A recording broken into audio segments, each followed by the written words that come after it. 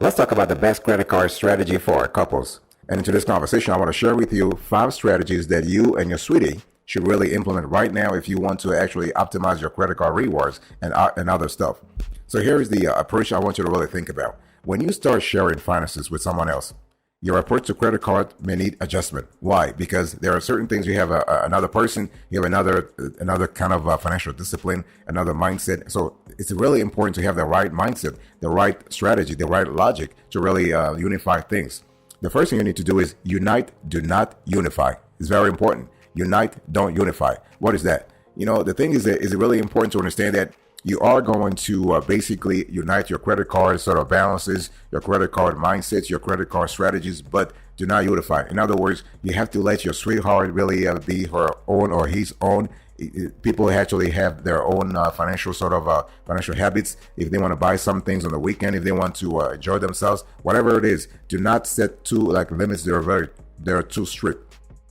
Very important. When we talk about unite, we're talking about you having some kind of budget. You got to have a household budget. You got to really think, for instance, let's say your credit cards in total have a credit limit of $10,000. Your sweetheart has a credit card limit of 15 grand. So you have 25 grand. So as a couple, you have a total limit of 25 grand. So when we talk about uniting, we're thinking about looking at that limit as an overall limit. But in terms of unifying, don't do anything. And in terms of imposing on someone, hey, listen, this is what you have to spend on. Well, no. Do not impose limits. You want to have a strategy as a couple. You want to have an agreement on the most important elements. For example, what should we buy this month? What is our budget for groceries? What is our budget for children? What is our budget for travel? So you want to really unite on important provisions of the couple. It is a contract. Think about it. You are in a relationship where you have a contract. So you want to think of it as a contract. So you are leaving you're actually leaving each partner the ability to decide. Okay. So unite, do not unify means that you want to have a harmonious sort of goal when it comes to credit card, but you want to think about the bigger picture. You want to think about the bigger things. Okay. How do you spend the limit on the card? What kind of credit utilization ratio should you really keep? Those are important elements. By the way, boss, welcome back to the party. It's really very nice to have you here and enjoy yourself. We are going to have a wonderful party, a wonderful conversation today.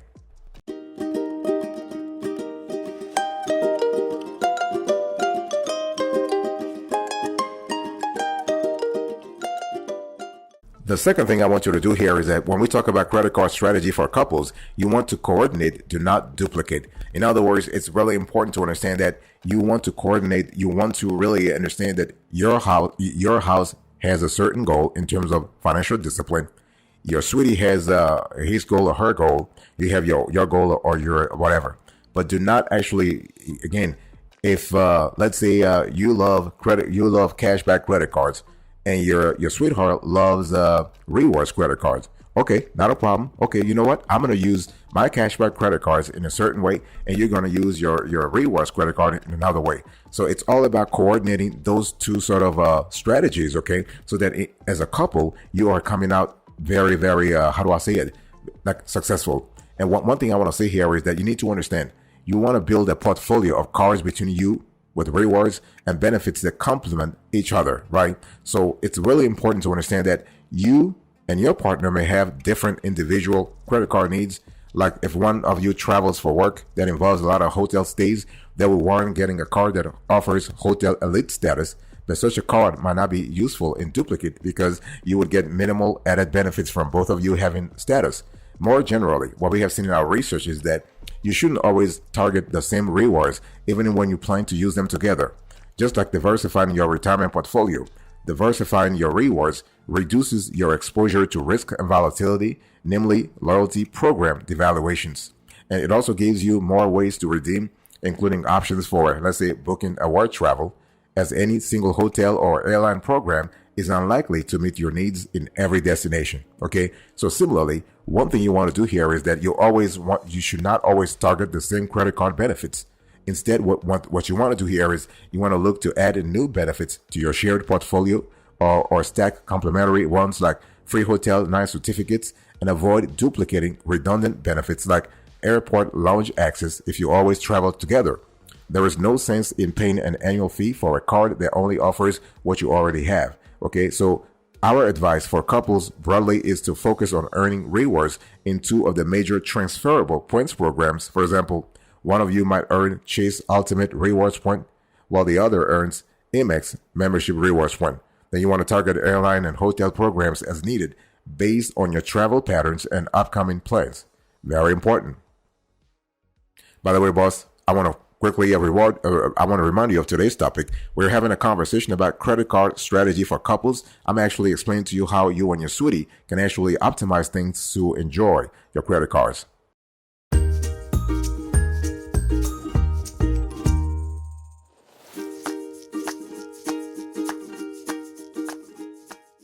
The third thing I want you to really do here is to actually think about rewards with the strategy in mind. In other words, you want to share rewards equitably, but not equally. And this only starts with kind of strategy. So if you are going to earn credit card rewards and benefits together, then you should agree on how you will spend them. So one simple solution, in our view, is to use all of your points and miles jointly. Whether you are putting cashback rewards toward, let's say, shared expenses, or redeeming airline miles and hotel points for a vacation together. It's all about strategy here. It's all about unity when it comes to the logic. And even split is straightforward and engenders a sense of cooperation, but it's not always practical or fair. So ultimately, the best way to share your rewards is the way that works for you as a couple.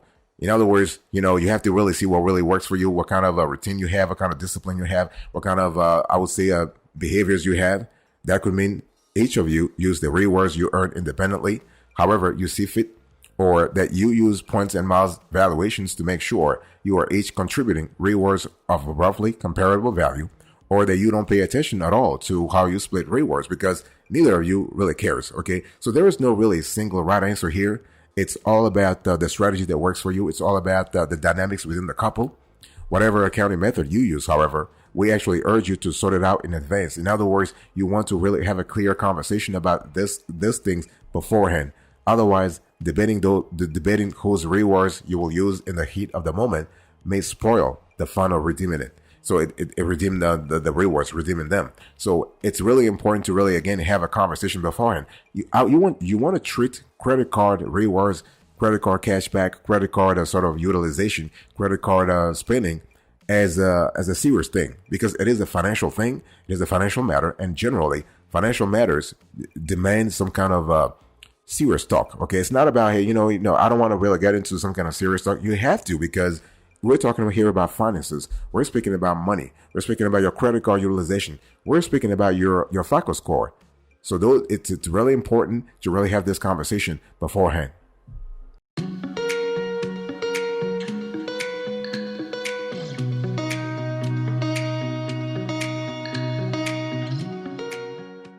The next thing I want you to do here is to really understand that when it comes to rewards, if you're thinking about credit card strategy for couples, you need to actually pull rewards, but do not pay for the privilege. In other words, you have to really make sure that you do not pay for the privilege. Now, this will require some kind of work beforehand again, and it requires also a term. It really demands some kind of understanding with your sweetie. You got to sit down and really have to understand what really works for you.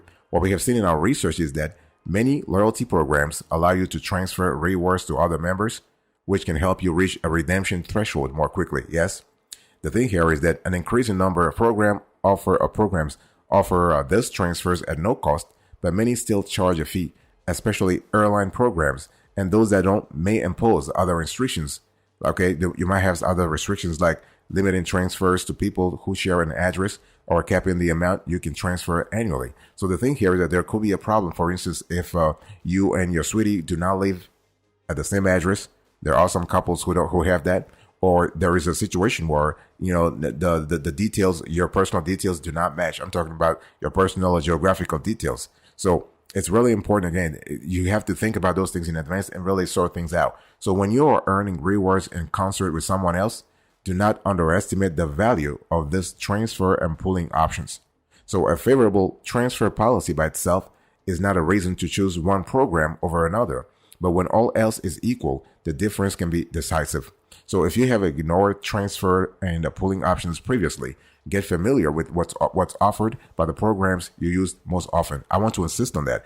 The emphasis here should be on the programs you use most often, because you have all kinds of programs. You don't have to waste your time trying to understand all the programs, but you want to really focus on the programs that you use most often. And I'm talking about the programs that both of you, and each of you for that matter, uses more often. And it's one of those things where you have to sit down again, look at the timing, look at the rewards value, look at the policy. If there are rotating categories, you want to look at the rotating categories, and you want to look at the timing of those rotating categories. And so that in the end, what you do is you have to pull rewards, but do not pay for the privilege. Okay? Pull rewards, but do not pay for the privilege.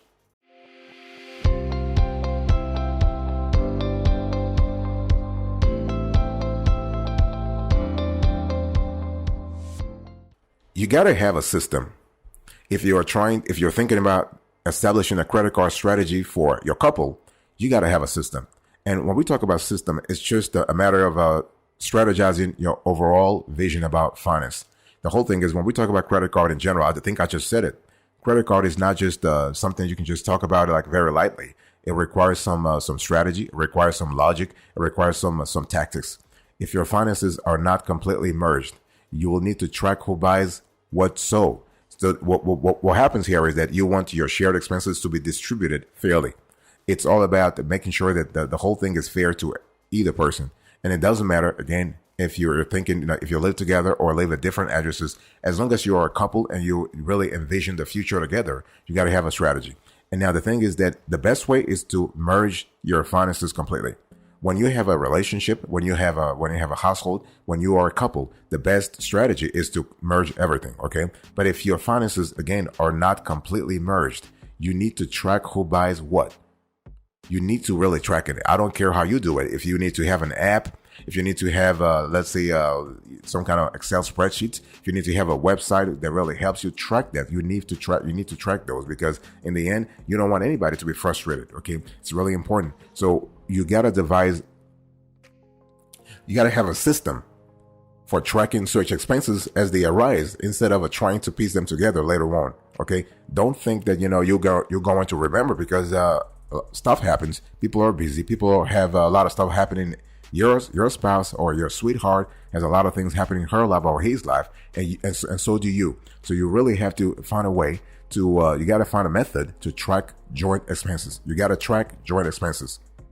And so what works best for a lot of folks that we have seen is that you can designate one credit card each that you use for all joint transactions.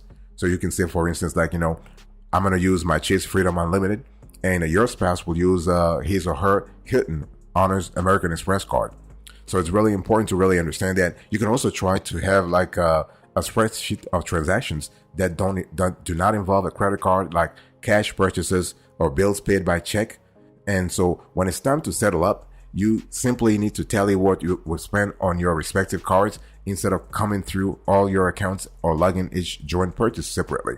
Okay, so it's really important to really find a system that works for you. So don't actually try to copy systems on the internet, or copy system on YouTube or whatever. You want to find a system that suits your needs. Take the time to develop one that does. This is really important. It's going to be a lifesaver for you.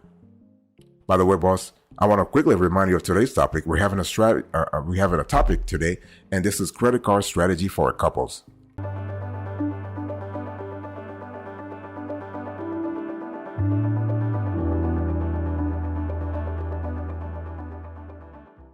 Here is a winner for you.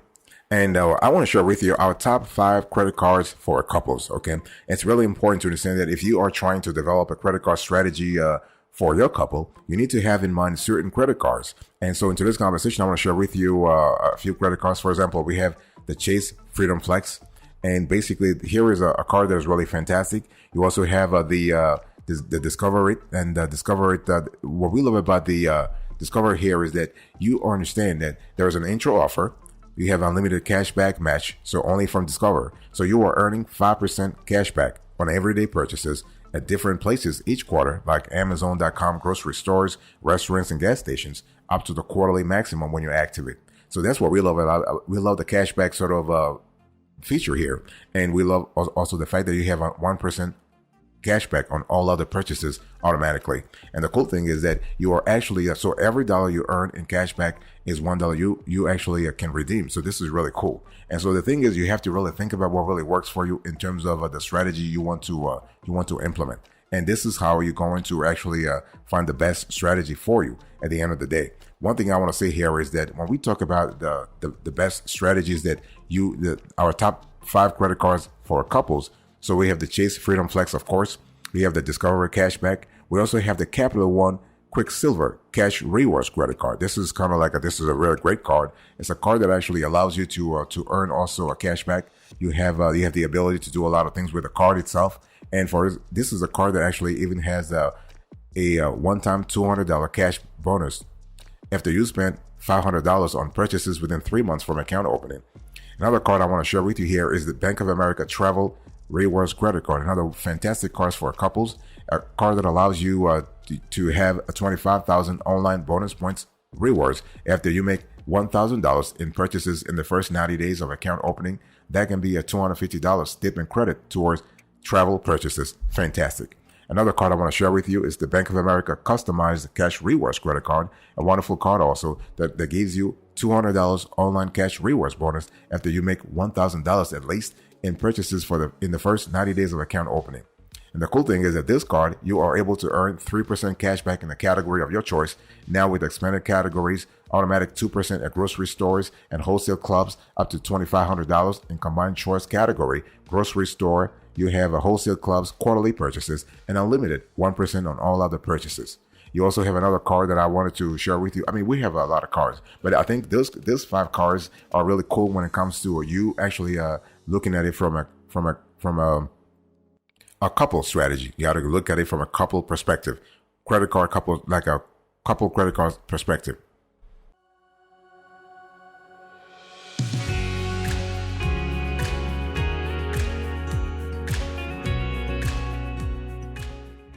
The thing you have to really do here is to determine the right type of account for your relationship.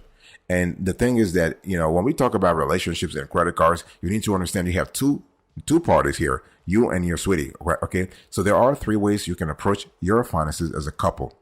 First, you can use a joint account. You can add your partner as an authorized user, or you can have a single account holder credit card. And each of these options comes with advantages and disadvantages. So you need to really determine what really matters most to you. So let's first talk about using joint accounts to share responsibility. Well, these types of accounts are rarer among credit card companies today, although some banks still allow you to apply with your significant other for a joint account. In fact, that is one of the ways to know if you truly have a joint credit card account if you both had to apply together. With a joint account, both parties are held responsible for activity on the card and receive equal reporting to the bureaus, which can be positive and negative. On the plus side, you and your partner have equal access to request account details and share the boost in credit score from responsible card use. However, if either of you forgets to pay the bill, you will be both penalized. Or you can try to have adding an authorized user to your card. You can add anyone as an authorized user to your credit card, including a spouse, roommate, business partner, or child. Unlike a joint account, however, only the primary cardholder is responsible for repayment of the charges. So what will happen here is that if the primary user has a higher credit score, an authorized user may see a positive change in his or her credit score. Additionally, credit bureaus are less likely to report negative activity such as the primary cardholder overcharging the card or missing a payment.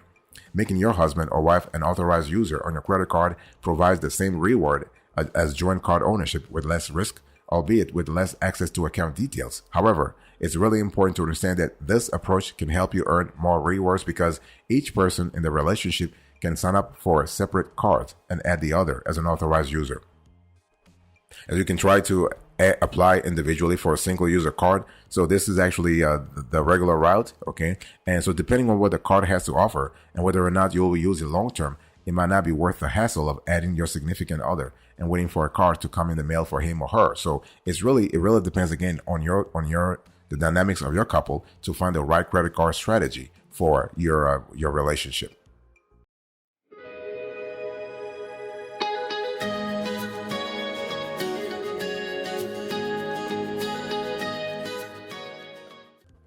Thank you so much for your attention. I really appreciate it. In today's conversation, I just explained to you your credit card strategy for couples. I give you the approach. So you got to do not unify, coordinate, do not duplicate, share rewards equitably, not equally.